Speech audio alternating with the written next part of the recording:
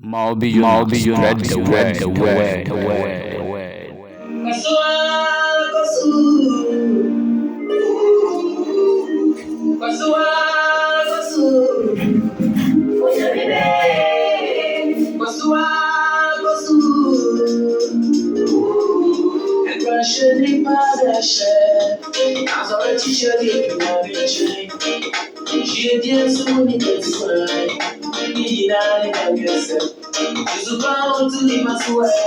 Hallelujah. Amen.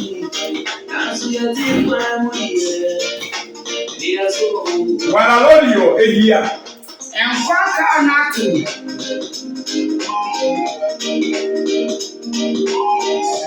Ke umaya lewa hia o. Se ubeko bia yeko.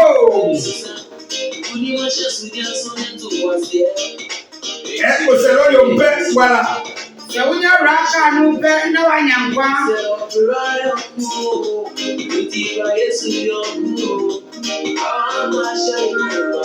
Gerogero joyo. Bele mama no. Se kai koja wa wo me baba tu. Okomodele osabio. Wa mo di so berem. Mawubi Yona, Elolio, Omodele ose. Nyami ba Yona ni kanu wa mo di so berem.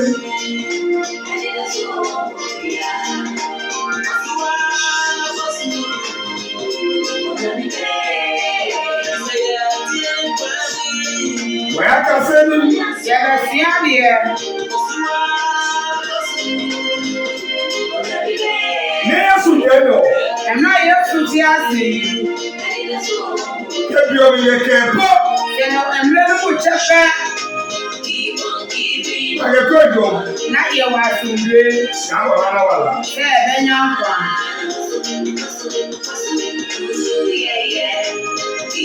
Yesu baba o. Yesu baba o. Bi o besu. Emre no edu.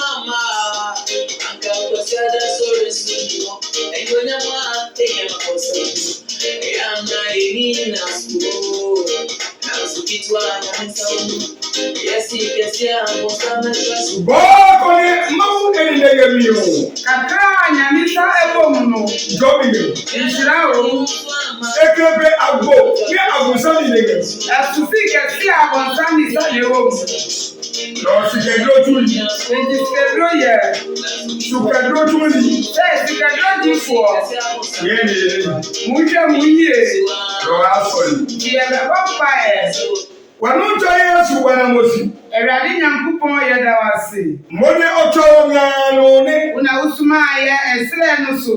Kodi wa wala munyu bahajio. Na ye mfa nkwansam koma wiase. Mumukunkunu ogehewa. Nkonkron wa hodi. Mo pie obi muma ahi. Ka uma ho.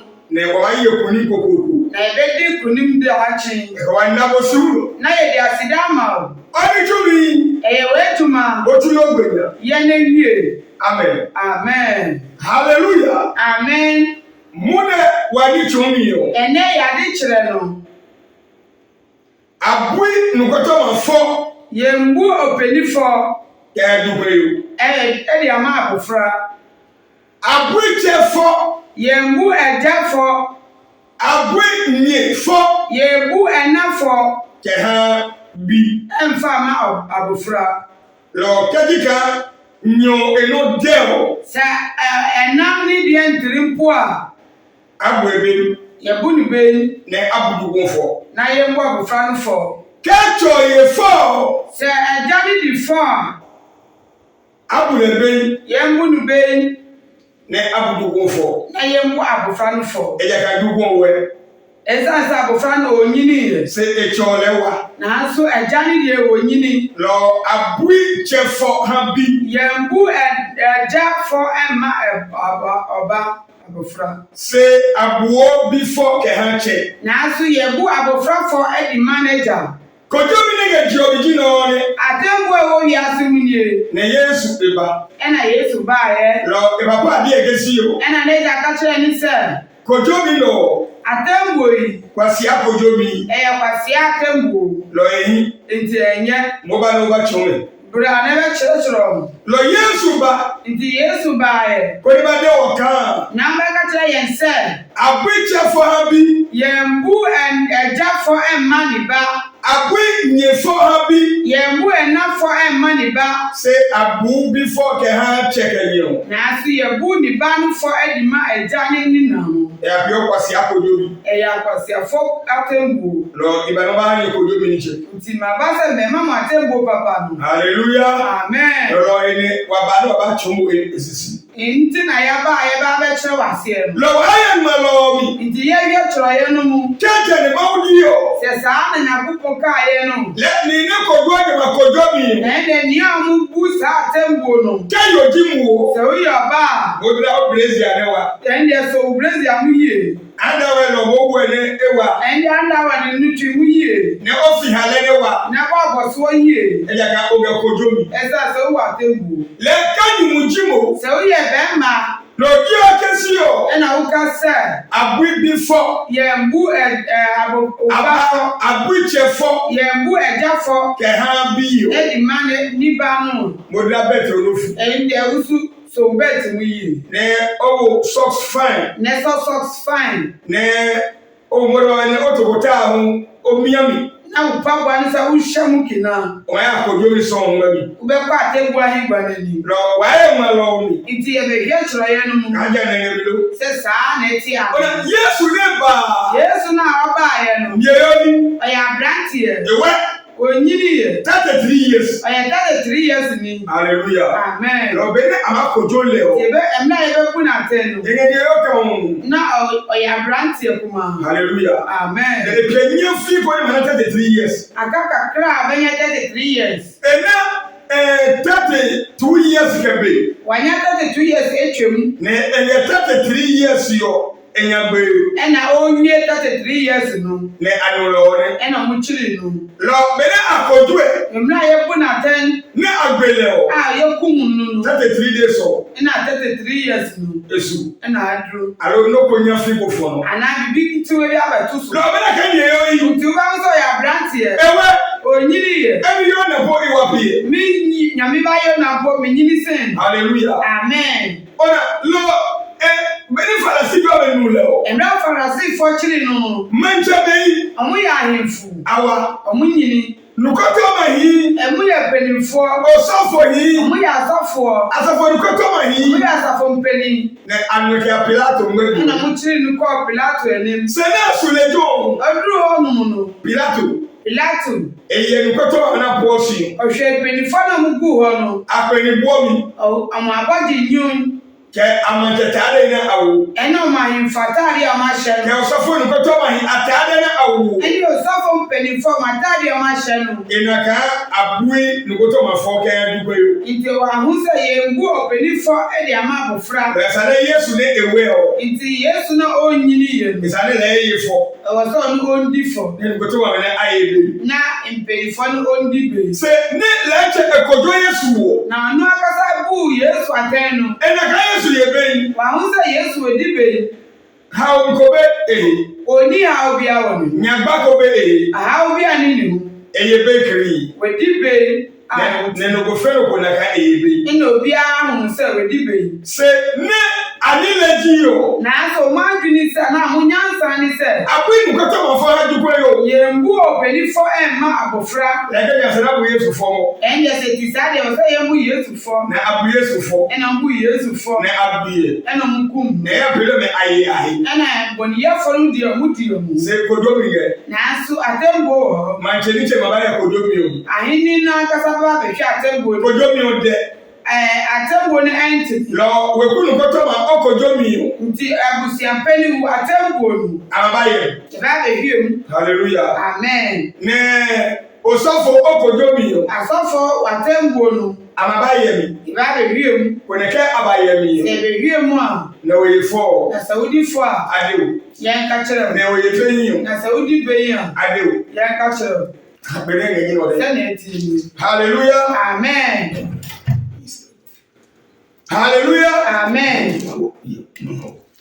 Lo nini yo de je no woni. Tini ami ka kire wa ni nu. Ko ne o no okatumi. Na onfa na mfa nye ejuma. Hallelujah. Amen. Wa Bible ni. Ye be ke Bible mu. Apui nukoto mafo. Yegu openifo. Abwe chefo. Yegu ejafo. Abwe nyefo. Yegu enafo. Kehabi. Edi amaniba. Yeheka libiko iyana kojo nyeko na kojo. Da enanu bi mi go hu atembo ni bi ayebu. Ye weko. Ewe fieku. Cheke ebi. Jani ni ba. Lo chewe peyam kesi ebi yo. Jana ye boni acha ni ba no. Ne ye mi kliago. Ena boni ni suye. Lo juku eyanyewe. Nti abofan wa ntimi. Ne etumunyu. Ena okasa ye. Ka papa ni no di yo. Se meta nya uka ye. Jabi jan. Enye sa. Esero neja. Eni uka so be kanisa. Leno ne juku di yo. Eyi na abofan ka ye. Ake juku eyefo. Omusa apada no wedifo. Se ne ede papa ke esero deja. Okacha neja se eni uka se on kasa. E so ke eye ni pe papa. Neja se oni nyansa si neja. Se ya mene papa pio. Na asu boni na neja ni ye no. Kesi bio. Edi atia ni ba no. E mi okre. Boni ni sun. Lo ni ba ya dami. Ajina. Ete ebinu ko ejina ye. Ne aba. Eno musan ba. Lo nini akebaji yo. Ni awudi ba ye ni se. Yo mu oke oba de ye king. Ablewa ni se emeka kire mu se. Na wa ya dami yo. Ye ko ejina ye no. Yo mu oke oba de ye kesi yo. Ablewa ni se emesi mu se. Chono de. Ejani de Anthony. Ne bi ono da. Ena abofra de trin. Se abue chefo ke ha bi. Na asi ye wu ejafo e mani ba. Se abu bi fo ke ha che. Na asi ye wu abofra fo e di manager. Lo ni ne bi odeke papa ne no bi ode o. Nti ni ani bani ka se ejani a wo ka ne Anthony no. E ma yeto. Omba ji ne gwan. Lo to e nyi. Nti egwan ye mienu. Hallelujah. Amen. Gabio anenoko anyepe ko ke asi pa de nyan. No mu kita ntokwa bi akoka Sama ne duko de choke no no dio ede. Ena abofra ne ka che ni jani se ne wo ka ne Anthony. Lo ake duko to e papa no. Ena musa abofra ne afum ne jano. Ne e ayo ne gu ohun eto e no. Ena ne nana owu ye no su fum no. Lo eto e papa no. Nti wo fum ne ja. Ne to e ayo pa de no. Ena ofum ni maami sama no. Lo e ma eto enyu. Je beto edwan mienu. To ka ke ehio. Na edwan ba ku ye fufuo. Abake ha we mbi o me. Ena mbe ma efiefuo no. Ne di etio. Ye ne ja no. La chele ke we bi to. Ena efre se efie gwan. Hallelujah. Amen. Ne to enyo ni o. Na egwan mienu no. E ma pe enyu. Ebe tuntum. Amake pa de. Edi be ma asaman no. Ne to ka le pumito. Esa so ni de yere mu gwan. Ne to ka pa de ma je kwasia o. Ete se Samefo e mu ti pa ni. Mele ayiwe mi to ye. Omo de mu di efie di egwan. Se ayo pumito. Na so mu di yere mu egwan. Te mi ki pa de o he. Se mi ni sa asaman no. Ma pe ko ti already. Meye metria no meye no ready. Kego kunu ko to ma ke si o. Se efie peni se. E ma he we mi to. Efie gwan. Ni lele ma wo. Na oni do befa. Ni e ma he pumito. Na beji yere mu gwan. Ni ke ha abi pa di o. Na di be ma mi saman no. We kunu ko to ma eyihe kon. Na busia peni no mi dia body timu. Wode ba na ngere yo. Na betu mi ho no. Ni ke kra wa ye pumito. Na mi ni nyina ye di yere mu gwan. Hallelujah. Amen. Kega no go check ya no lo. Se ye fre obi yere mu nipa. E ja we no mo tani hini. Oni efie nipa ni o na ye. Aga kwa de sisi papa. Ye sisi efro asaman no. Lo, nyeyo a to enyu. Nti abrata ni koto egwan no mienu. We mi to kake. Efie gwan ba ko. Ehie. Na ni de fufuo. Na aga we kunu ko to. Ni dia ma ebusia peni. Ni to ka we kunu ko to wale ben. Ni te se efie ebusia peni de we ni be. Lo e lo jo so to yo. Oni de ope gwan fufuo. Hallelujah. Amen. E ko oye ben yi o. Ni te se udi be ya. Awo mu paida. Ye gusu paida. Se to you ni o le o. Na egwan tuntu ni de. E ga pa di o. Oni be ma saman. Ni to ka pa di o ye fo. Ni te se saman we di fo. Lo ajare pe ni yu. E wo se oni ade tuntu. Na gbetu ohun. Ye kun ogwan no so. We kunu ko to ma ye to hi ofla.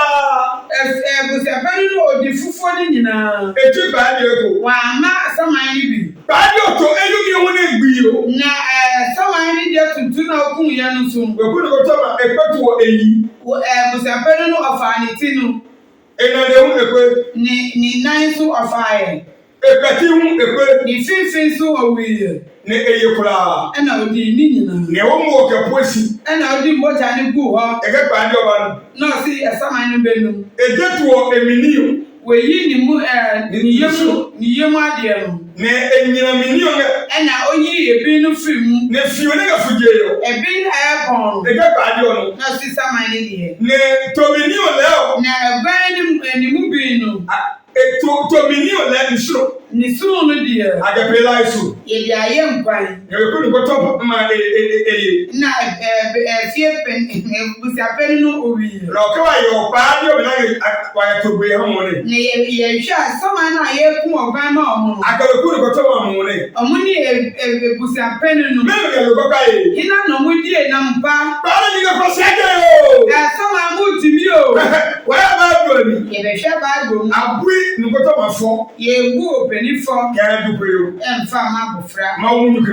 Na mi asem se de. Bose omi enu ni e ka ke ngam ne ji nyuma ke epa. Bose uma ni eta se num eyi mba ko eta so edu insiamo. Jama bi omi o. Samre no. Iwo nyadali ome mlake. Ma shanka ndi fo no mra se. Sane ine nyimi mo me ke wa ba ni hemi o. Asama emianum di beba manum no. Nyeye ami.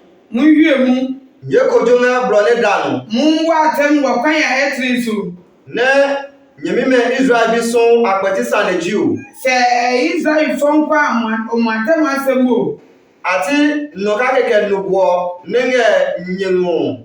Se mu ni baba ko ana awo baba awo mu nchen so. Apeti sane ji o. Amatem asem a. Nyekoye no hemi nga sane yemihe. Mamu hwe ni penim ewo bebi a ye hwe asem.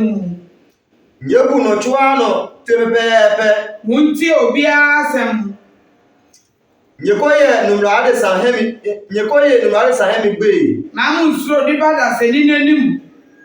Eyaga mauji none buasa ne. Esa se Nyankopon ni nia obo asem. Seke saneko panyo. Na sa sembu ebru muso a. Le nyeke ba yehemi. Ende mu famra manim. Kone imini che mayebi. Na mi ankasa mehwem. Hallelujah. Amen. Mamu ni gino ne. Na nya sem nie. Ye he ka kojo mi no. Na mi gidi se sa tembo yi. E ma be sa de ka fosi. Ebe ya sema to ho. Abui ni ko to ma fo adu ko yo. Ye mbu openi fo ma bofra. E ma be sa de ka fosi. Ebe ya sema to ho. Deuteronomy 16:18. Deuteronomy 16:18. Ye ka sa na ba. Mi gidi se asem beba. Mawu ne ebo. Na kupo na obo ye no. E ke be ni no me kula. Osusi nipa nyina. E ka si o. Osi. Ka sa ne ko ba. Na sem bitu Mami no ka mami no. Kromu ni kromu ni. Alo cheke ebi. Ana eja ni niba. Munu aye pepepe. Asam mu hwe mu pepepe. Ne akoye no humba bi. Ma mu hwe ni penim. Ne akoye no ko bayi. Na ma mu sro bia nso. Abu no fe no pepepe. Yenti obia pepepe. Abu to fine. Yenti eja no fine. Ne abu duku mu fine. Na yenti abofra nso fine. Ne akoye no goto ma humba bayi. Na ma mu sro openi nenim. Lu wode ba ma mi jio. Ahuwa owo kromu. Ja eka ma mi no ayesa ni o. So ni kromu ni anyansama. Ne ayakojo mi yi o. Na mu kwa atemwo biaye na. Nye be broka. Mu ni ukwan se. Nye jio kese. Mu ka se. Ne no ma mi no yi. We ye kromu ni. Eno de. Ni di ni tiri. Se abofo. Na ye mu ni fo.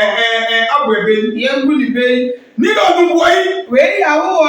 Eno de. Ni di na tiri. Abu ebe. Ye mu ni be. Alo abofo. Ana ye mu ni fo. Mami no yi. Oye kromu ni. Eno de. Ni di na tiri. Abofo. Ye mu ni fo. Alo abu ebe. Ana ye mu ni be. Kama mi no yi o. Se kromu ni. Ne ye fo. No di fo a. Abofo. Mu ni fo. Ke ye be yi o. So di be ya. Abu ebe. Mu ni be.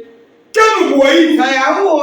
Ne ye fo. No di fo a. Eye fo. Odi fo. Ke ye be yi o. So di be ya. Eye be. Odi be. Lo akoye no he. Ma mu hwe ni pe ni. Nge kojo mi he. Ewo atembo bia. Ne ke nye kojo. Se mu gbo atem. Ne munyu ewu ani. Na sa mu ni mu ye di mamu. Ne nye banyi ma ye mi. Mu ntimi hwe mu a. E eba ma wo ye mba. Ende mu famra mi Nyankopɔn menim. Ne bi jema ye. Na ni angasa mi hwem. Ga ma wo abesi. Na mi gidi sɛ Nyankopɔn embɛtena. Ne aba ye sabe yo. Na obehwe asɛm no mu. Se ko e Roma 13:1 no. Sɛ wohwɛ Roma 13:1. Ade osofo meji kodoli. Yesi ɔsɔfo ni atembuofo. Ne ma wo na le. Ɛwɔ Nyame ane. Se wa bi ke wa pio ne. Na ye bisa sɛ ye mbre mu. Osofo me. Osɔfo no mu. Ne ye ma wo na le. Na mu gyina Nyame ane. Na ade ye da misale. Yesi mu ndi tirini asɛm. Ka sando ewa. Sɛ asɛm no yɛ tin. Bintumwa me anyewe. Penifo no mu antimi. Ne nye ye mi yo. Na mu hwɛ mu no. Yo osofo bo nkesi yo. Sisi asɔfo no mu sɛ. Abui nukoto mafo. Ye ngu penifo. Ke ha du kwa yo. E di ama bufra. Lord, lehu ya kata wekuru kutoka ma akodomi ono. Ọdún sọ akọfa efie penifo mu atembuo no. Kodomi ma o. Atembuo ya ba o. Lo nyema chere ni ga jeno mi. Ahimfo amu wo wiase mu. Ni ga kojo. Amu bu aten. Ni lawyer hi. Alayafo. Ni ga kojo.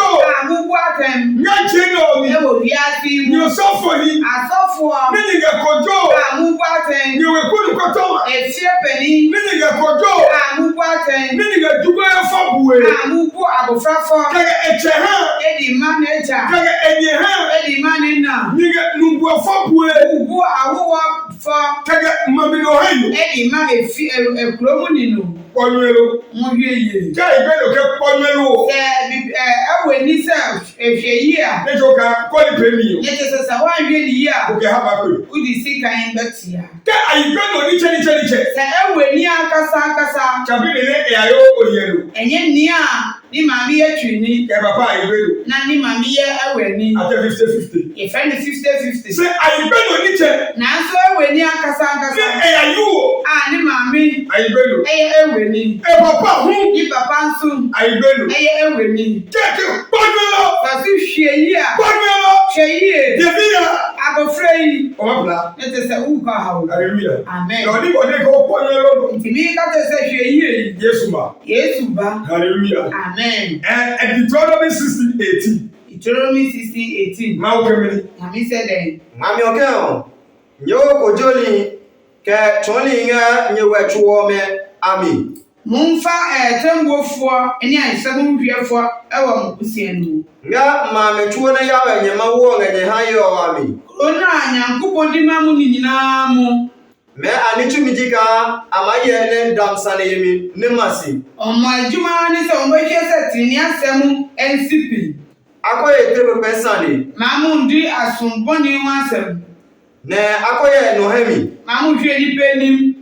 Akoye nyomini. Mamu ji anaju aduane. Yaga nyomini hemi yuo nilelebo ahene. Ne te sa anaju aduane jinu ji nyansafo eniwa. Ne eha aplo munyu hemi bosi. Ena mu dane asɛm anim abutu. Yebe no ne sa. Munye ne etri. Ne nye damsane da. Amu di tini asɛm de bia. Ke nye peja. Se mu ye ne sa. Nye masuzubane yawe. Mu bedro asase na Nyankopɔn. Nye mawo nga nye hayo no. Mu Nyankopɔn adi ma mu no. Ne nye mayi le joda. Mu betra ho de bia. Hallelujah. Amen. Ringu na ke lawyer ko. Na ni yesi lawyer bi afiri mu. Enge 40 years ago. Ewo fata yesi na ofiri mu. Mawubi Yona ni wapie. Nyame ba Yona mi nyini sen. Ebuto ebo futa ga ipati. Na obutu egwan nyi fita. Eyo bribe ye ni hande. Oji bribe we was professor. Nyeke 50 million ba. Mu fa 50 million mra. Ne nyima ye be. Obedi be. E to be pesa ni. Na odi asomboni ana asɛm antiri. Ne e abudalo fo. Na ne otiri no ogunufo. Ne nim ne prayer bi. Ni amudi antiri no obu ombe. E ma eko. Mamu ayeko. Awo be paida. Ina ye show mpaida. Ne abawe. Na mu be fie. Ne akesio. Na nka ese. Wa pe. Yen hia. Wa teli. Yen fa isangufo. Ne wa na wa wo si. Na yen da ye gusum nasi. Wo bomode han wo. Gusum wa ya di amaye. Wa munyu de. Ya asɛm ne ntiri. Se e aguloya no. Na so enam lawyer nsu. Na e wo to kake. Ne ye ti wan ba ko. Ke sika bo. Eni hu sika kakra. Ne wonu aye fo. Ya di fo no. Awo be. Ye gu ye be. Go lawyer ego. Na lawyer no we firim. Ego. We firim. Ne lawyer ko mpeja. Na lawyer no ebi nso aye saa. Ma wo hiu ehun be. Na Nyankopɔn efra na ni. Mbo alaye. Neniwale buwa. Se elimu ni kodom. Nanso onu asem obehwe. Lo wakoya bribe. Nti maye nji bribe. Wakoya no heavy. Maye nji nipa nim. Osofo yasaneji no ni. Asafo ma asem nie. Wakuni kotom osaneji no ni. Ebusiapeni wa asem nie. Ne mache hu osaneji. Na ahemfo nso asem nie. Lo nyekoye no heavy. Nti mamu hwe nipa nim. Ne nyeko mi ya. Mamu bu atemboni. Mawu suma kemachem. Kubon pese nipa nim. Ekekeye damisani yo. Osise hu hwe tinini asem a. Mani ke hani yo. Ekro na mudi ma mu. Nyama yasu. Ubekwa akodusu. Lo mo ke Israel. Nti Nyankopon ni Israel. Ayakana.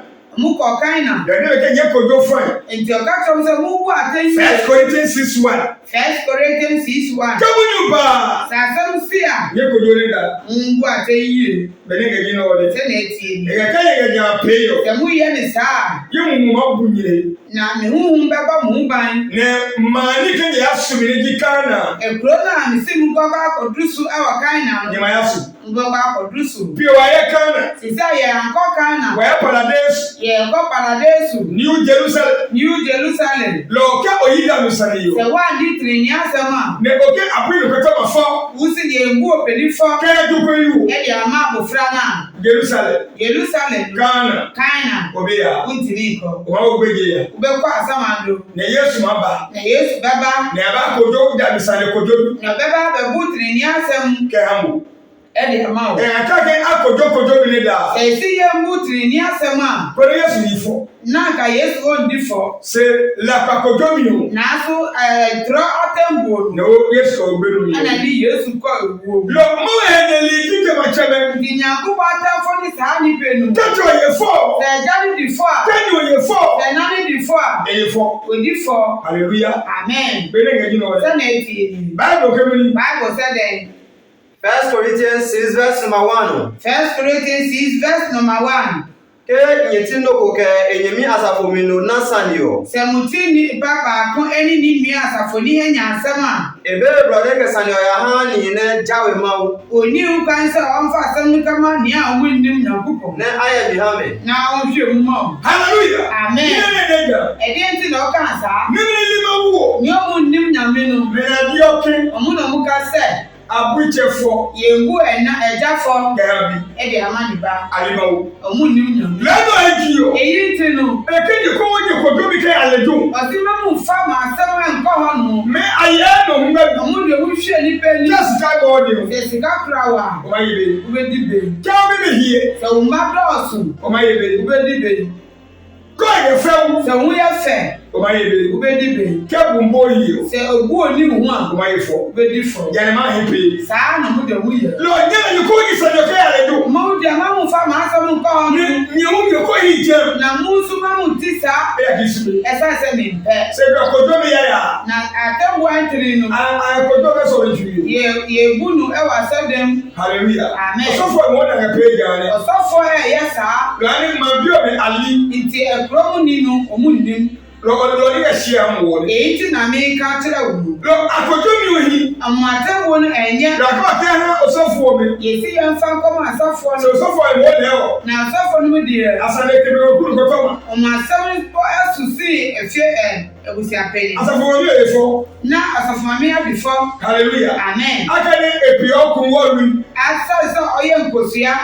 Ke ebrodo. Ẹni ni hun pọ̀ àná. Ke eti. Ní tíntì nù. E ha no na pi fight. Náà ọ̀dì náà bí akátá sí yìí. E ga ha osofo. Ọ̀dì àkọ́mọ́ ọ̀sáfọ́ nínú. Se e mu no le o. Nà ní kúrò tiẹ̀. Kako e pe da kako. Òbí kakó. Òbí Se kakó. eyi ku wo re. Na òdi àkókò nam jà. Hallelujah. Amen. Lo e lo eji o. Èyí ti nù. Osofo so asafo mami o re. Ọ̀sọ́fọ̀ ló dùn ọ̀sọ̀fọ̀mọ́mí nù. Lo asafo mami o enu je.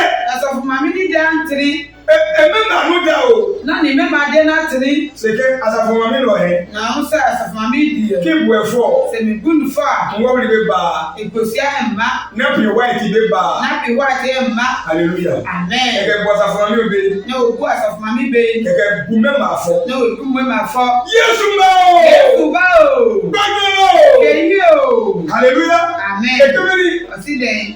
Esane eke ha ni kokro me. Ẹ̀wọ̀ sáǹfà nkọ́má àníbà ọ̀mútìrì. Ani nyelika ni kokro me le wa kojo ji olo. Mú ní sẹ́ nípa ọ̀mútìrì nù. Trinifo no onombo bu atemana. Hallelujah. Amen. Okay. Ni kuku na akojoji. Se trinifo no mbo atem. O ka kama choko dasipa. Se macho ni bi gina ho. Ne oche Na wo friend. Ye kojo mi so mbe. Na wa tembu an banani. E ga le mu maku ne yi. Na no so twade mu. Ne onaka macho no magbe. Na wo nu se macho yi beku. E ma ni go ka macho ye beyi. Saada no se macho yi ni tira nye yie. E ye beyi. Se we di beyi a. Ma de ga ifo. Be ka te se we di fo a. E beyi to. Usuro. Hallelujah. Amen. Look, where da bi Sunday. Ye di trini asem. Kojo mi ye ya. Atembo boni no. Yesu esume. Yesu ompe. Elawe. Ompe ni kra. Bene ga gilo. Se na eti. Hallelujah. Amen. Abiche for han bi. Ye mbu eja for emma ni ba. Ezekiel 18:4. Ezekiel 18:4. Abiche for han bi. Ye mbu eja for emma ni ba. Say abu bi for ke ha che. Na se ye bu ni ba for edi ma meja. Ye ni kojo mi ohi. Enuanu atembo ni nya. Bene ga gilo. Se na eti. Mawubi Yona bi Sunday. Nya mi di odi trini asem. Yeah. Ka oye prison na awo no no he. Se wo hwe nipa mu chiro mu to prison. Awo ni ko prison. Ye chiro bi mu to prison. E kasa ka ke no woda. Na oda le fi ba kusu de bia. E be ma pray ke aye. O ti bi dani nu se. Ne ma pray ke aye. Ah, be dani se. E ga he wo so ga danger. Esa se be bia oda me ye hu. Zami ga fuje we. Jesus ebon. E to la tu ga fuje we. Na ti efisu ebon. Pum ga ko. Ituntu su winu. Ene wo. Wonya bebi obeda. E yodi ya. Odi aduane a enye. Wonu ne sere no no re. Ekwan a fata se nipa di. Ne ma yi. Ni no bedi. Ke aje ga tumbo. Se yi ni freedom kakra. E ade lo le bro. Na onam ka kwan hu. Ni e ga hu awe. Owo ka kwan hu edo. E ba tu awe. Obeye jumadin. Kunye sam. Ewi abonu. Ke ti bi mani utan. So wie se juma na. Ke na cha. Ne ni hu fifiri. Agade aweki. Nye ye sandi na go to den no. Ayo 10 years. Omudi 10 years. 20 years. 20 years. 40 years. 40 years. You go wo watch mu. Na ebinum ewu ewo den no. The police impo. Se police ni po. Agbala no to ekiko. Se ye twa mo aso saa po. Ani bi Yesu baba. E de do Yesu baba no. Ko to mi no ma anche mi oni. Atembu a wo baba ko di mu no. Mi ni pin ma ile yi. Ebrebe na wo baba ko to. Jaja yi. Se ti saa bia. Esa ro du yi. E wo ende o se wuntiri wu yi. No chaka oje ba. Na wo sisa wa brabo. Ne bodo osume ma jama wo. Wo a wo mpesa wo sum nyame. Ne onye wo yesi. Na wo di ebosom achi no. Ne ma wo egbiye wo. Nyakuba edumi ebosom. No yesi. A wo di n'echi no. Oke wo kula. Wo di ebosom ni nyina no. Na pin. Mbako hawo. Hallelujah. Amen. Bene ga jira wo. Sa na eti ni. Ekemi ni. Osigani. Ezekiel 18 verse number 4. Ezekiel 18 verse number 4. Ye ni jinim lo mechuo. Ma di ni nipa ni mu nyina. Chaka ebio. Eja ni nipa no. Ye ni jimechuo. Ma di ni omu nyina. No na pio aya mi o. Ni oya boni no. Le no le magbo. Onu a do bewu. De ga jira ga ma wo ekojo mi le fo. Wa hu se nyami na tebo no fine. Ma wo na kojo mi le fo yi o. Nyami na tebo no fine. Eje cho enu. O se eja ni de. Ni o enu. Ena ni de. Ne bi o hu enu. Na bofra ni de. John 12:42. John 12:42. Ne bi o hu enu. Na abofra no so ni Ni ne prayer bi o. ni oya boni no. E ma bi e. Obedum no. De ga ma wo le o. Na mi hu se nyami de. Ebu chefo. Obu ejafo. Ke enu de. Se ni di antini. Ebu bi fo. Obu abofra no fo. Ke enu de. Se ni di antini. Ewu obi nwo. Na obu abofra ben. Ke enu da. Se ni di atini. Ewu ache nwo. Obu eja ben. Ke enu da. Se ni di natini. Se wo no ga ji omi. Na ye aye wo wiase die. Ni o ka ache ma we. Ya ye nyina ya free nyame na. No ape abusa bi na eji. Ah ya koda ne abonsan mantino. Ko so fo ke abuchefo abi. Awosofo se ye ngu na ejafo mani ba. Ko ko ko to o ke abuchefo abi. Na besape so ye ngu ejafo mani ba. Loduko no eda. Di abofra ni de natini. Se abuefo. Na so ye bu ni ben enfo. Ke enu de. Se ni di antini. Ye da ye ni. Munsese mu yie. Ojo ni ko to ma ba. Atebuo peninu. Ekesi o. Osi. Ye no di che o. Midi ne eja no. Ke bi okura. Eni abofra ni nyina. Ni prayer ni. Ni oye boni no. Eni je ke sani o. Onu na mini ni nya ewo asem. Lo ke du ko no da. Sa abofra ni di tini. Ne cho no de o. Na abofra ne eja ni di antini a. Mene ne ma wa ko duwe. Hina na nyame bembo na tem. Lo kojo bi ya nti atembo bɔne na ye jiomi a wo wiase no kojo ro ni joba atembo ni na ankasa eba yo se ne face na kojo ga jiomi nti asɛm bi a yɛbɔ atembo wiase mu mo ma dra ma kojo nyame bɛsan yɛbɔ atembi ne ka eda na sɛ ɛtene a ma na eko ɔbɛma ma yɛko ne ka ede sɛ antene a ma na ke hiyo de ɔbɛka tom sɛ aha ɛntene ka enunye o abusala na ɔkyere mu ato abonsan gya mu e ka abuni ko be fo ɛsɛ sɛ yɛbu obinom fɔ ne adoda a mudi atene na ga prison a ɔmo wɔ prison abuni ko be fo yɛbu obinom fɔ ne anoda a mudi atene ne agano na a mo brɛ yuo muni da na ɛna no yuo muni da ɔyere ana ɔbaa no ne di atene alo yuo emuni da ana ɔbaa no ne di atene nyumo no de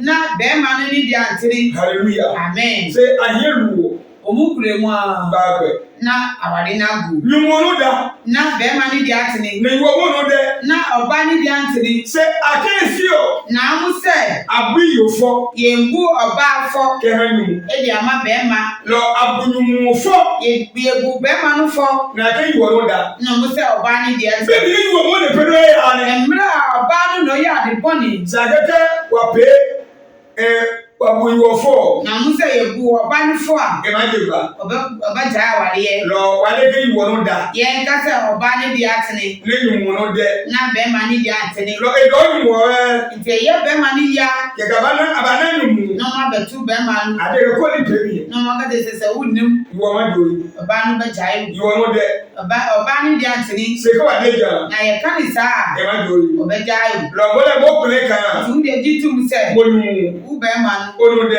wode atene ne ba ne ya sɛnea ɛbɛyɛ awadeɛ no akɔ so ke ade no sɛ moka ne saa akwale ne ajo yimo na ɔmo ayi wayɛ tandale ajo yimo sɛ yɛ saa deɛ monyi nayɛ se ma do ke si o nanso ɔbɛka kyɛw sɛ ni mo ko sia ne mo yo bɛrima kwasia na ɔwareɛ lo ja o po ko sia ti bo gye sɛ wodane ho nkwasia lo ko do ne manye yo ma ansa na wobɛtumi awa e yesu le baba yesu deɛ ɔbɛba hallelujah amen hallelujah wanka saa be ne ga no le sɛnea se ɛti so na je no be ko jo bi nanso wiase matembo no lo ga ga ni ɛna ja yɛde nam saa lo yuo mo na enu de ɔbaa no a ne di antene na de ke ni mo ko sia ne mo yo na yɛka sɛ bɛrima a ɔyɛ kwasia na ɔwareɛ lo ye be nti odi bɛyi ni ehun no de o a ne kunu no antene no e ngo ɛyɛ ne dɛ lo e ma ni star na ɔnante style hallelujah amen lo ke e ke ni mo agogo sɛ ɔne bɛrima no san kɔ a po e ko mama na ɛtɔkwa foforɔ asan ba e ka be sa be ɔno sɛ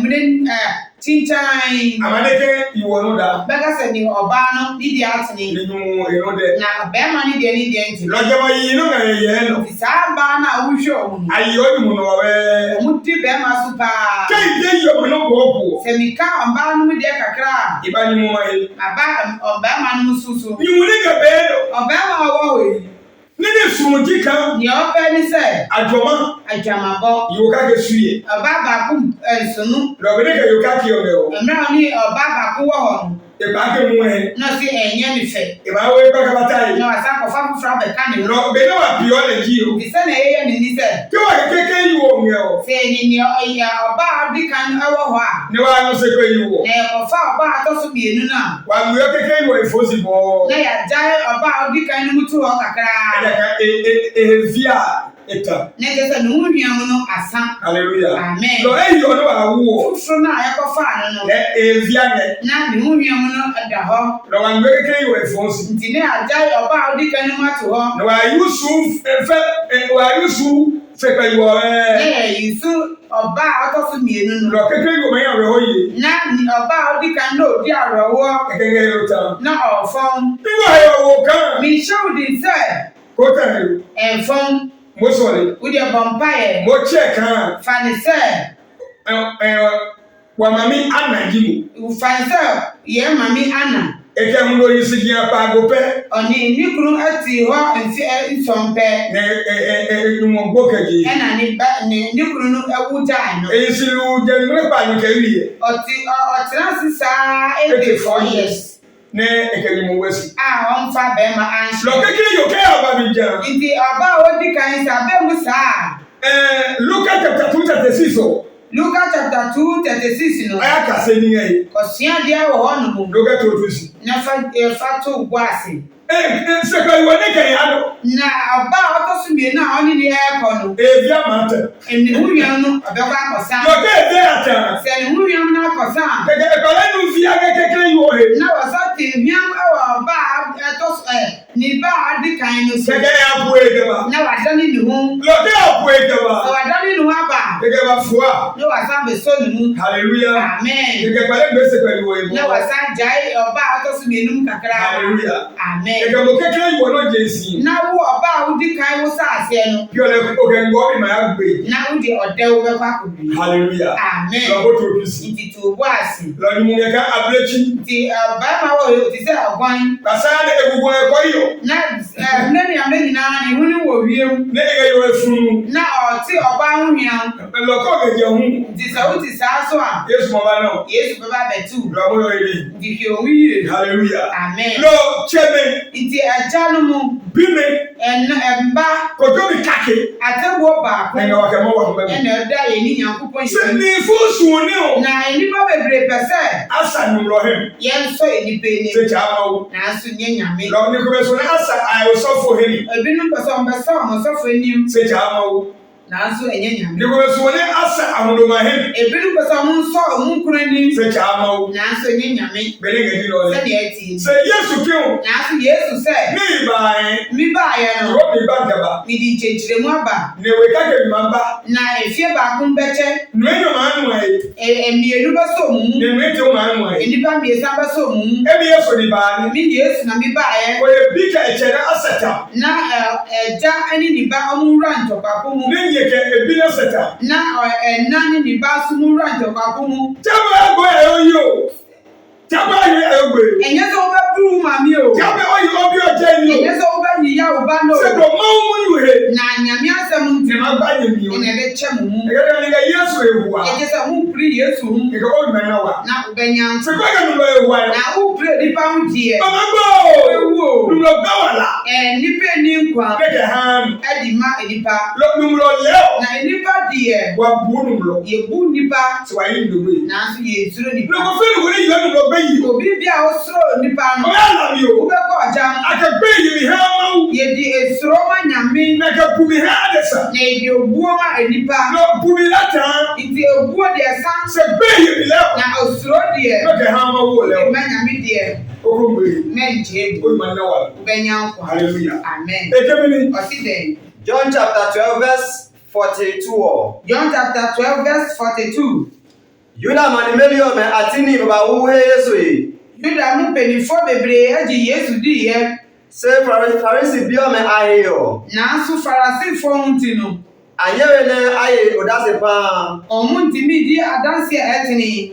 Bone pene akofie menge kwehi yo. Se ne be ya omu mpam omu free ahia bre no. Asmoga asa nimli ahemi. Omu pese omu so enipa enim. Pene ama peno ne sama uhemi. Se ne omu be ye ne eso nyame. Go je ma cho be aye di o. Misira se nipa no omu wo wiase. Ni mo se bi o. E wo mo se mbre mu. Ne Yesu be no wange. E na Yesu mbre mu so. Lo abe Yesu do. Nti omu ye Yesu sa. Anaka Yesu mu ma no kwale. Omu nu se Yesu asam ye nu Se kwale. e wo mi na ma wo. Na so fa na mbe fa no. Ayo so fo be yi. Omu suro sofo no no. Ayo so fo mi be yi. Omu suro sofo mame mu. Ayo ku ku to me be yi. Omu suro busiapeni. E che be yi. O suro necha.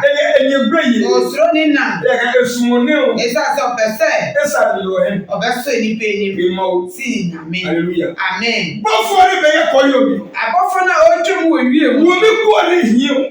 Mapuo na okita. Amane ka si o. Ye kyerɛ wo mu sɛ. Mo e ma o be yi. Suro Nyankopɔn. Fear God. Suro nyame. Mo e ma o be yi. Suro nyame. Dana ma. Saa na ye kyerɛ ye. Hallelujah. Amen. Lo wa bu mo. Nti ye bu nyame. Wa ba wa isia adesa. Na ye brɛ ye ma si ma nipa. Wa yo ma be yi. Na ye suro nyame. Lo ko be yi ke adesa. Sɛ wodi osuro ma nipa. O mala. Wo be yira. Mo be yi ke ha ma o. Fa suro ma Nyankopɔn. Lo bu mi ke ha adesa. Na fa obuo ma nipa. Hebrew 13:17. Hebrew 13:17. Hallelujah. Amen. No anukwani ni ga sia ha mu. Nti anokɔre na me ka kyerɛ No wo. anya bebe na obi. Ɛwɔ ye wie ye mure. Mo ka tuni. Fa ye tuma. Ne oje wo ma heroba. Ne fi busum no na bra. Yesu ba. Na Yesu ba. Na mai to hawala. Na obinum ani abure ma Ko ba ni ko be so be no. Na ebinum su pe wuo. Le nro ne ye. Endi odipa na ohwe. Yesu. Ohwe Yesu. Hallelujah. Amen. Aba elo wa so fo de de. Eyi yen so fo na ka ye. De de. Eyi mi mami na ka ye se. Wa bete. Yen so mu Se mo to me ga Bible.